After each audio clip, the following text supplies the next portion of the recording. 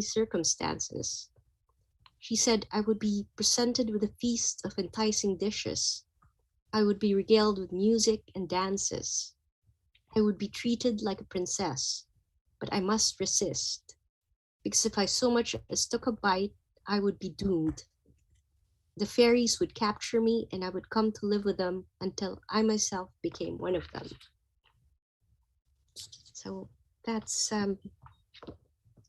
that's Lovely, lovely. And I think one of our attendees raised a hand. Miss Ella, would you like to ask a question or comment po? Uh,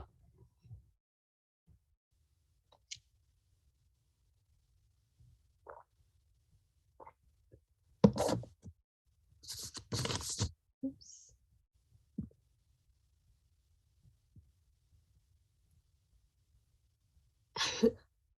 I just saw a comment from one of my friends and my sister. I think all our attendees, Friendships talaga. my friends and family. I'm sure they're very happy for you because this is a great book. So while we're seeing if one of our attendees who raised her hand wishes to ask a question, I think we could proceed to the open forum. So we have 10 minutes to entertain questions from the audience. And I would like to repeat what I mentioned in the beginning of our program. The first 5 people to send in their questions will receive a free copy of the novel, What It Means to Be Malaya. Just make sure to post your question via the Q&A box. Write it in English. Also include your name and the city and country where you reside so that you could get a copy of the book.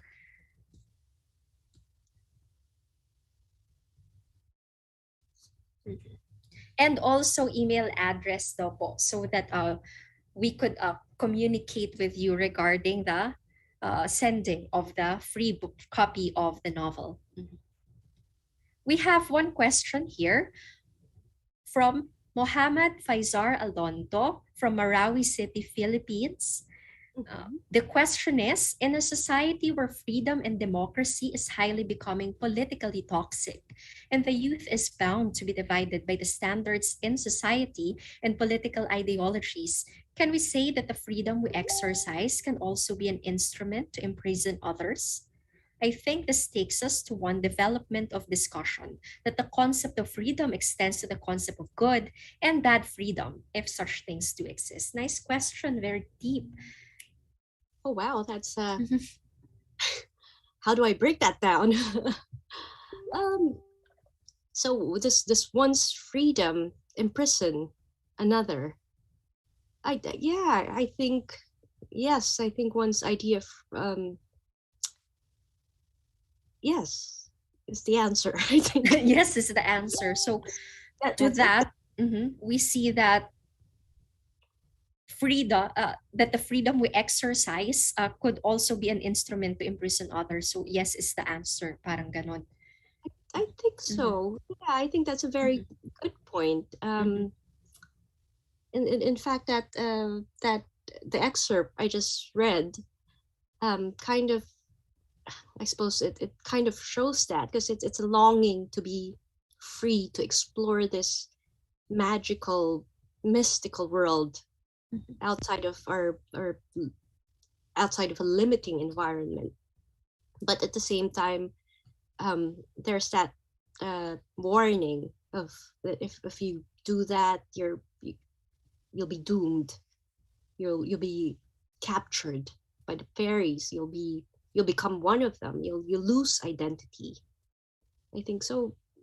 It's freedom is a very, I think, complex um, concept. Um, Right. Mhm, yeah, so there's definitely a lot to think about there. It's not um, it's difficult to pin it down. mhm. It, I think it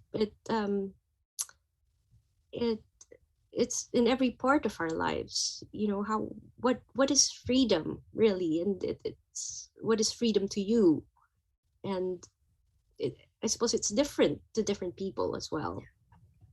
Yes, and I suppose here in this book I kind of focus more on identity formation of young women, and how freedom relates to that. I hope that answered the question of Fi satisfactorily. And Mm-hmm. we also confirm receipt of Fi's email address. Maraming salamat. We Right. have three more questions here. So now we have four people who will receive a free copy of the book. Waiting for one na lang po. So let's read the second one from Angelica Ilacad, Manila, Philippines. Two-part question ito. You mentioned earlier that this book was 10 years in the making. What challenges did you face throughout those years? What was the most difficult part of your writing process? And second, what characters in your book are most similar to you or to anyone you know? Should you be given a chance to meet your characters in real life, what would you say to them? um Whoa, okay. Let's answer the first question first. It took me 10 years, well, over 10 years actually, to write the book, because of family life.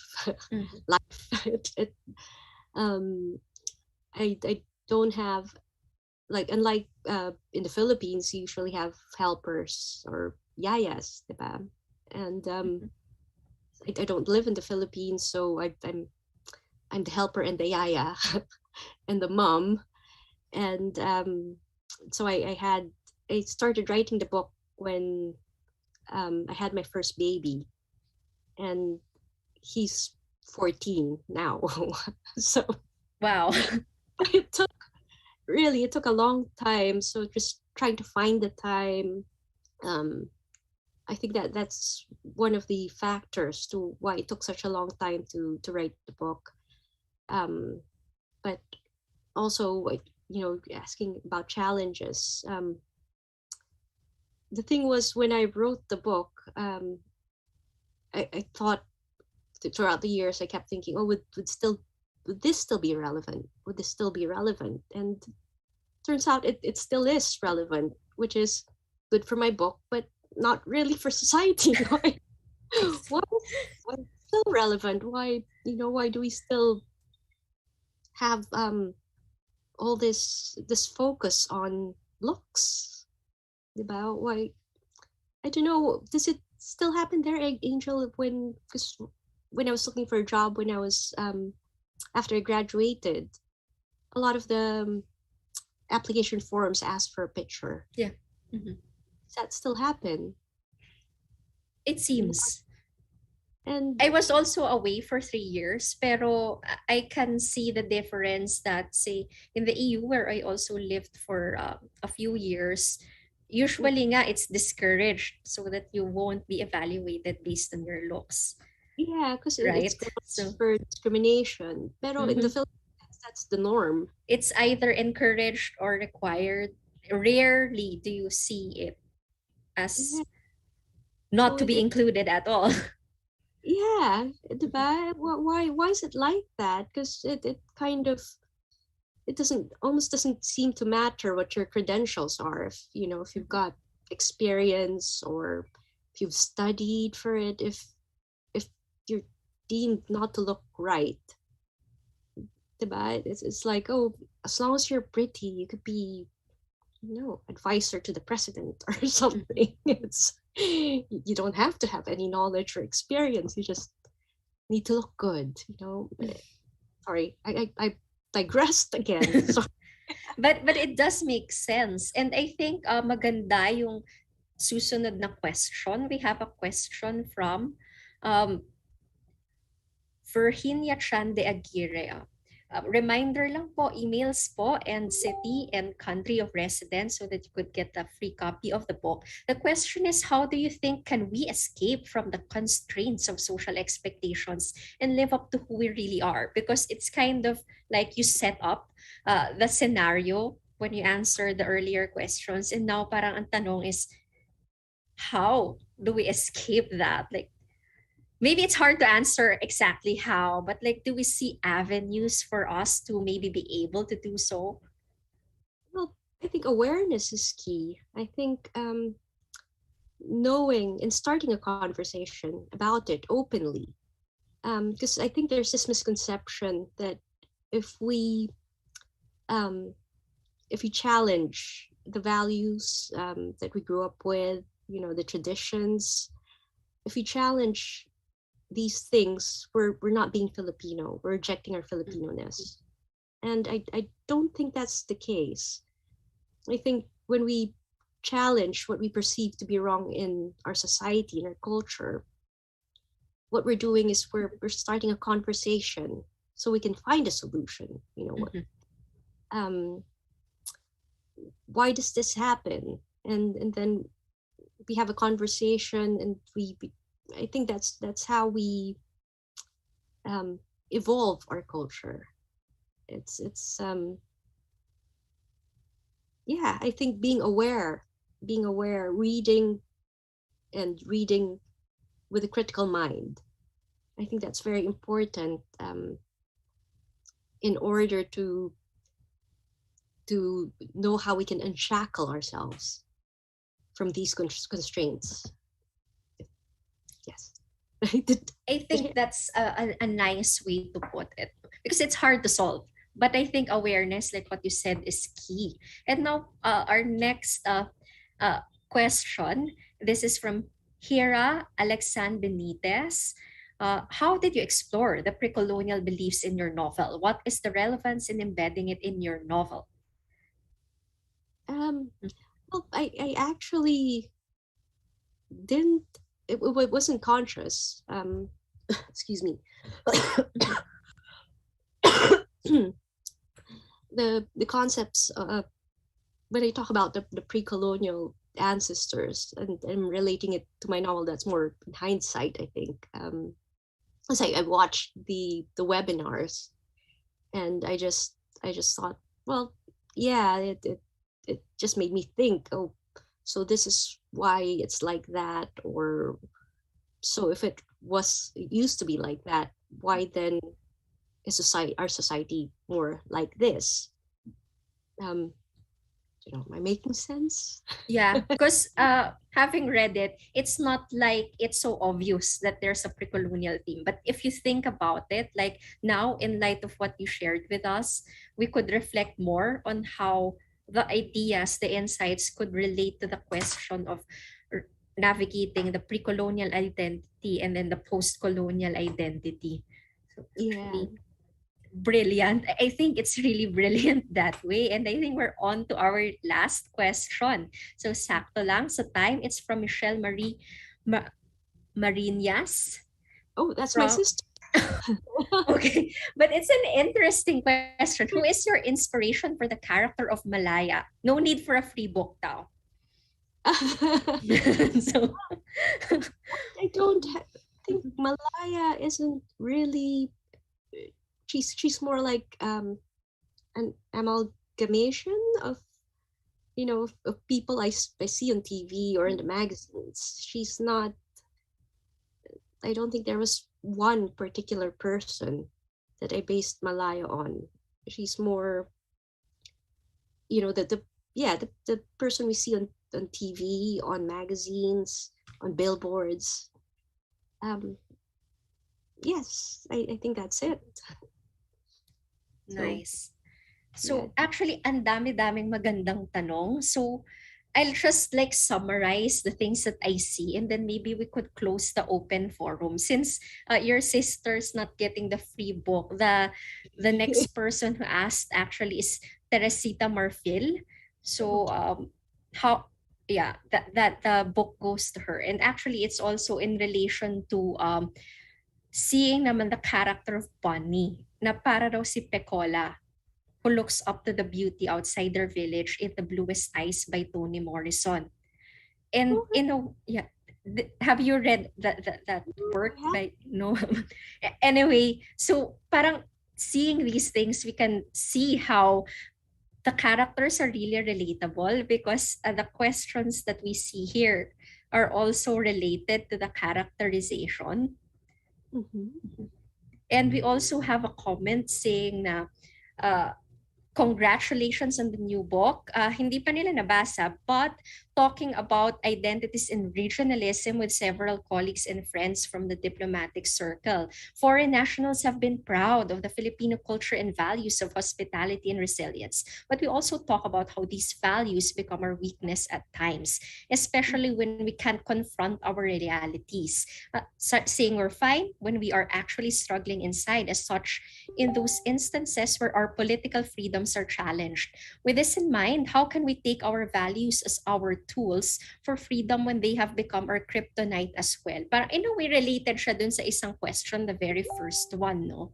Mm-hmm. But, Yeah, but that, that, parang we can see na talagang na-touch yung mga audience natin about what you said because it's very insightful. oh, thank you. Mhm. You're like a wise old crone.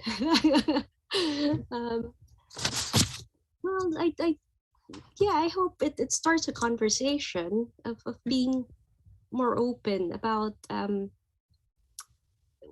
what we think works and what doesn't work in our society. It's uh, yeah, with that awareness to look at um, the things that shackle us, really. What are the things that make us not free? Siguro to cap it all off, ang huli na lang nating maging tanong is because this webinar is about the youth. So, what would you want to say in current times na social media has become a norm to connect and build relationships? So, and it's also the platform where we showcase our talents and skills. Bata pa lang, uh, parang vlogger na, di ba? How can we how however, we cannot negate the fact that these insecurities are bound to foster. So, what can you say to those youth who are currently fighting these realities in the age of social media, the digital age, so to speak? Well, I think connecting to what I said earlier, I think awareness, be read. I think is important. I think it's important to read, but it's also important to read with a critical mind. Because like you said, social media is such a pervasive thing, diba? It's everyone is in social media except for me, but but it's there's a lot of fake news as well. So in social media, it spreads information so quickly, and I think the important thing is to really be aware, to think with a critical mind. If you read something, if you hear something, diba, is it, don't just take it as gospel. Don't just think, oh yeah, that's because I read it on social media. Um, no, just because that's not just lazy. I think it's dangerous. Mm-hmm. It's dangerous to just be accepting. So I think it's important to challenge, to ask questions, and like I said, it doesn't mean that you're rejecting your culture. It just means that you want to improve it, you want to evolve it. And I So think that's a nice way to like parang end it for the youth. And it's already 6 o'clock.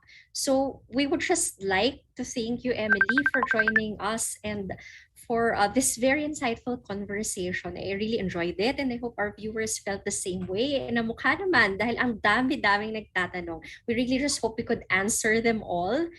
And on behalf of the Department of Foreign Affairs, we would like to present a certificate of appreciation to you, Miss wow, Emily Magdalas Rhodes, for sharing your valuable insights and expertise as a resource speaker of the online event Beauty of the Free, an online book review of what it means to be Malaya, held on December 11, 2021, on the official Facebook page and YouTube channel of the DFA. thank you. I feel very very honored. I feel touched.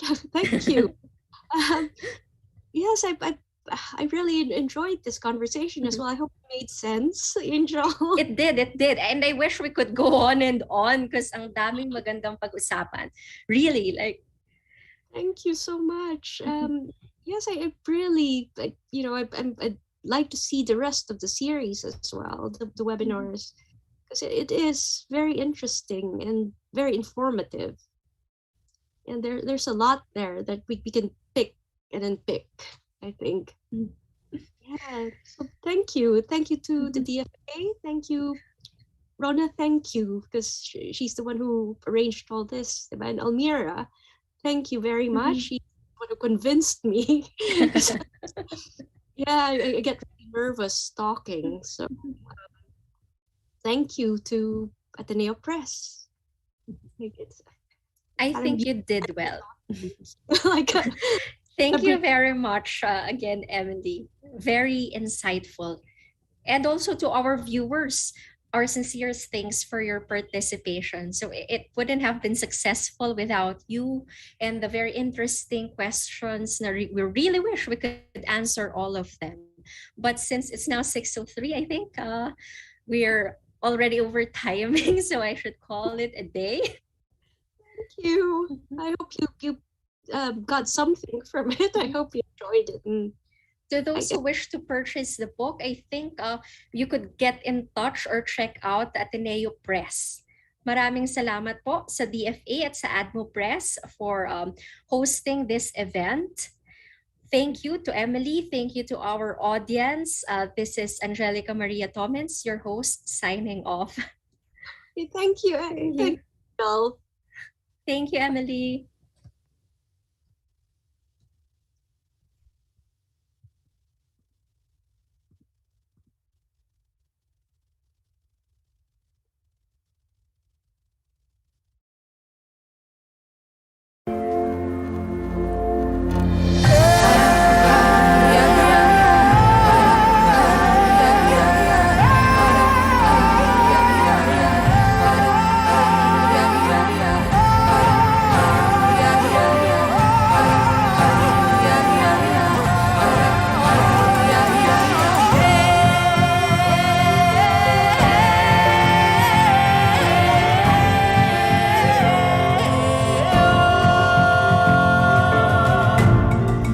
Ours is a timeless journey.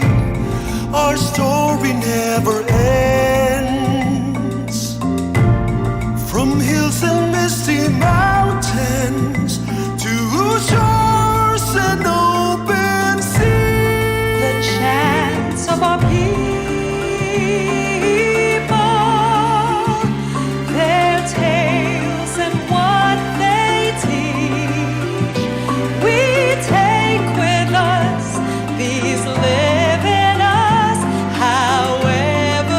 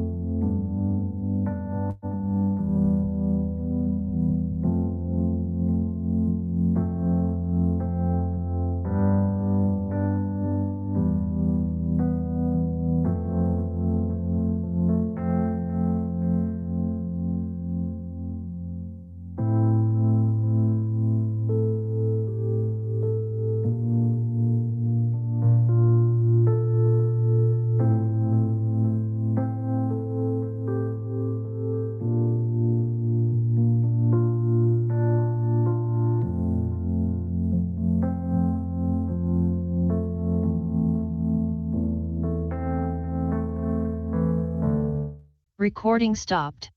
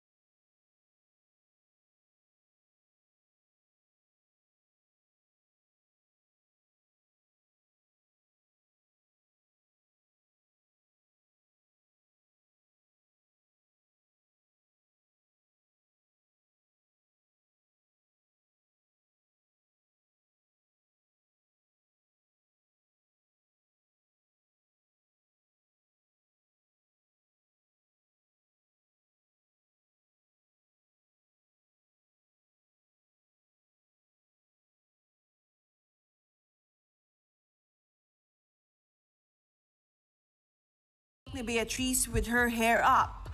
At standout din ang kanyang ngiti mula sa swimwear portion. Hanggang sa evening gown portion, suot naman ang isang Francis Libiran red gown. Nagtuloy-tuloy pa ang pasabog ni Beatrice sa kanyang Bakunawa-inspired gown para sa National Costume Competition. Quiet confidence ang paglalarawan ng pageant expert na si Norman